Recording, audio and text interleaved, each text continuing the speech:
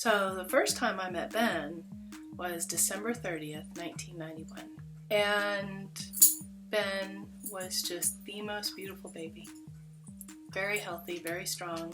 I was not present at the creation, but I was close by at the delivery and got to see that young man in all his glory. He was the first grandchild on both sides of the family. He's taken that responsibility seriously. He is a fashion-forward style leader, leader of the pack.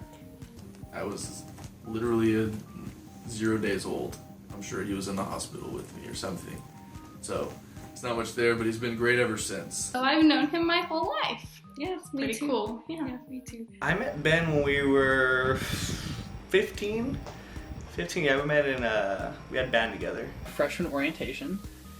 That was like 5 years ago. I remember Ben was very loud, but he's also really friendly. I went down there with my dad for freshman orientation. We met up with Ben and his mom at a Mexican restaurant. And I really first met him at the hall meeting because we all shared the key covers that Kristen had bought. So that was an interesting way for me to think of him every time I saw my key cover. And we were wandering around the campus, kind of being really nervous and just freshmen. And I remember thinking, man, I hope I stay friends with this guy. Now, I had never met Kristen yet, but from what I've heard, Ben liked her. So we got to know each other by struggling through those exams and studying really hard and doing lots of tedious homework. I met Ben when we were checking up on Kristen because she hurt her knee at a soccer game, and Ben came all the way from the soccer fields to see how Kristen was doing. Kristen came up to me and she said, "Dad, why don't you go talk to him?" And I said, "Kristen, he's your first boyfriend. I don't need to get to know him. You know, he's just new." And she turned to me and she said, "No, Dad, you don't understand. He's the one." I met Kristen on officially New Year's Eve, 1991, but I felt her months before. She came 6 weeks early, totally unexpected. Her mom and I went to the hospital and we thought they were going to send us back home because it was false labor, but they said, "Nope, you're going to have this baby now." At some point through the glass in the NICU, and then officially probably when she came home from the hospital and I dropped her on her head. I met Kristen around the same time that I went to Morgan's place for the first time, I think. So she was around age 4. We went to soccer camp together and we roomed together. So she was basically the first person I met from St. Ed's. I first met Kristen over email and Facebook because we were paired up as public roommates in, I guess, May of 2010. She wasn't there when I got there, so I saw all of her stuff, so that was interesting to see all of the belongings in the room before I met her in person. I remember we were all walking together. He's like, "Yeah, let's go, Kristen, man." Trying to talk to her or whatever. And she was wearing this cute little blue chambray sundress, I'll never forget. And she's so pretty and so sweet and so quiet when I first met her. Ben was playing in the steady jazz band at St. Ed's in the coffee house, invited people to come watch. So his grandmother and I showed up out there. And here was this lovely, tall young woman on crutches, a really loyal friend, to come out and support her friends playing the music while on crutches and obviously under some sort of academic deadline. She came to a lot of family stuff, and I think that's where I actually met her. She talked to us and told us about her life. Yeah, that was cool. Yeah, Kristen just sort of started showing up at all of our large family dinners that we have, and she just fit right in immediately and became sort of a part of it. Ben had been talking about her as his freshman year of college. He was really excited about a girl, and it was Kristen. So that's when we met her. She was great. The first time we met her, just threw her right into the Shark Tank. Well, every memory of Ben is a funny memory. I loved his baby laugh. He had the best baby laugh I ever heard in the world. Just really from the belly on up. I can hardly believe that little boy I used to have elegant dinners with and read Where the Wild Things Are with is about to be married. I am very fortunate to have lived in the same town as Benjamin all of his life, and I've got to participate in all of his activities and cheer him on playing basketball, football, soccer, dancing, and in his music. When we were younger, Ben and I used to dance a lot together, not just one-on-one, there was a lot of other people involved too. We were watching Mickey Mouse, and it was Mickey Mouse Christmas, as a matter of fact, and I remember him giggling and just having such a good time, and that was one of my fondest memories of Benjamin and myself when he was just a little critter. Him and I would dig in the sand and write various songs about whatever was happening, and my favorite one was a song about the black sand mines. I don't know if you remember that song. And then we performed it all for the family that night. He used to put strings all over our yard and put his action figures up there and slide them all over the yard, and oh, it was hilarious. We were in the back of a minivan, and Ben was trying to get out, and he was in the way back. And he like scuttled over a bunch of seats and yelled, "I'm big but agile," as he got out. He gave me a figure from Pokemon. He came to me when he was about 3 and said, "Grammy, I don't have anything to give to you, but would you like to have this little Pokemon?" He grew up healthy and strong, and everything was wonderful. He is the blessing of my life. Kristen was a special child. She always made us laugh. She was always outgoing, always running around, dancing and singing.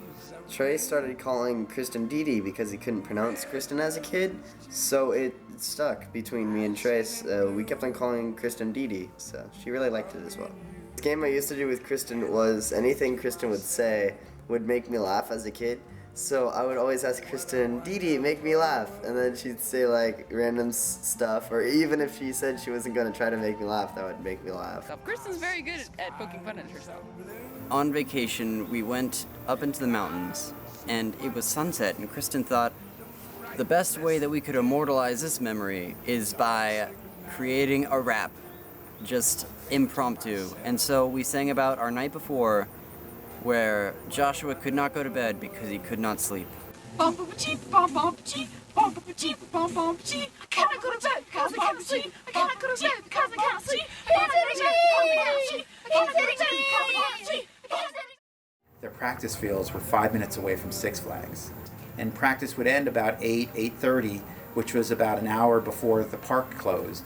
So she and I would jump over there, and we'd be able to ride 2 or 3 roller coasters together with no lines because it's the end of the evening, and we'd share that roller coaster experience every day after practice. We've known each other almost 20 years. Maybe one of the funniest things that I remember is just that we have so many different memories, like her quoting different things, quoting different movies, and us like all being in on the joke together, kind of like a big inside joke. Just that she was crazy about soccer. Well, I was of course on the top bunk because I was oldest, but Kristen convinced herself she liked the bottom bunk best. And so one of the things we do, like playing around before going to bed, was she would like lay on her back and use her feet to kick up the mattress above me, and so it'd be kind of fun because it'd be like kind of floating there. The problem is one time she managed to hit the slats out of alignment of the bed. And I always knew that she loved soccer because when we would be playing, watching her play, and she would be running up and down the sidelines just giggling, just truly joy. She couldn't contain it. She was just so happy to be running on the field just laughing. So I always knew that she loved what she was doing. Came back from orientation, she was like, "Yes, I have found the man I'm going to marry," but not like in a creepy way. You'd ask me questions about relationships and what I thought he should do, and I told him he should go for it if he thinks it's something that he could be serious about it. We were all making dinner, a big group of us, and I got to see how much they really, really fit and how well they worked together freshman year. And that was actually 2 days before they started dating. These people hold the same fundamental values, see their place in the world in very similar ways, and in spite of all of their differences, agree on the things that make them who they are. Kristen was always crazy about him. Even though they're both geniuses of people and very smart, they both enjoy The Bachelor and Bachelorette and all forms of those, and consistently have conversations with my sisters about that. Anytime we play a board game together and watching them compete and watching them interact, it's probably my favorite moment to watch as a couple. Both of them were just such a good time, and I could see how well they would get along and how much fun they could have together doing that kind of stuff. Ben is a very good sport when Kristen is kicking his butt at video games. It's hard to think of like one specific or a specific story, but yeah, it's mostly just all of us spending time together goofing on each other all the time. Is that Kristen somehow, by the grace of God, always knows what Ben is talking about, and it's like a obscure 9th generation Pokemon. They're very mature, and they're able to handle situations very well, and whenever one of them makes a mistake, they're able to talk about it or improvise. They don't instantly get mad at each other. I was lucky enough to be a part of the scheme and the proposal on Flag Day. While I always knew they were meant to be in that moment, just seeing their reactions like really solidified it all for me, and I knew that they were going to be like the happiest couple in the world. I really love the fact that he wanted us to be a part of it, so I'll never forget that. Thank you, Ben. Every moment with them, it's like hanging out with the people who are like two best friends. That's what it comes down to. It's pretty funny because, I mean, you can just tell already that they have their little couple tendencies that they're gonna have until they're like, have great grandkids, so it's pretty cool to see. I knew that Ben and Kristen had something really special. The first year that they were together, they were just so cute and so adorable. From the beginning, Kristen and Ben have exuded a confidence in the relationship that I haven't seen in most relationships that I know. I think I knew Kristen and Ben were meant to be after the summer after freshman year of college because they stayed together even though they were apart. I'm really glad they found each other. You know, you're what he needed. You know, I've said that since the first day I met. When Kristen hurt her knee, we were all there for it. But watching Ben do everything she needed and anything she asked and just really loving her was the moment that I could tell that they were supposed to be together. Will said, she's another Ben. She's just a female Ben. And I laughed.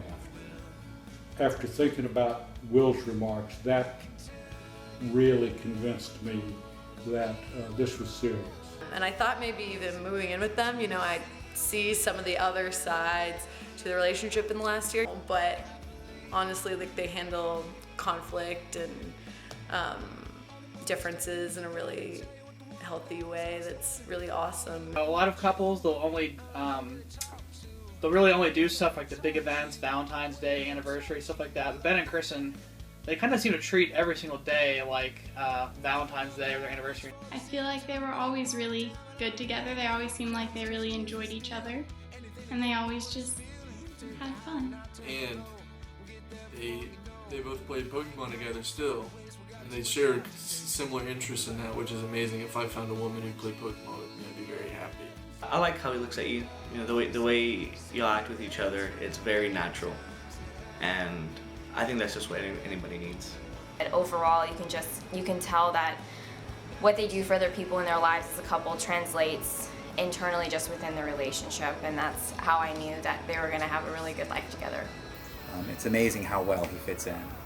We've gone on family vacations together, and he's just one of the kids. He's one of the family already. I loved that about Ben, that Kristen was just Kristen. She was us. She was our Kristen. She wasn't molding to anybody else. She was still herself. And our brothers loved him, so that cinched the deal. He felt like family.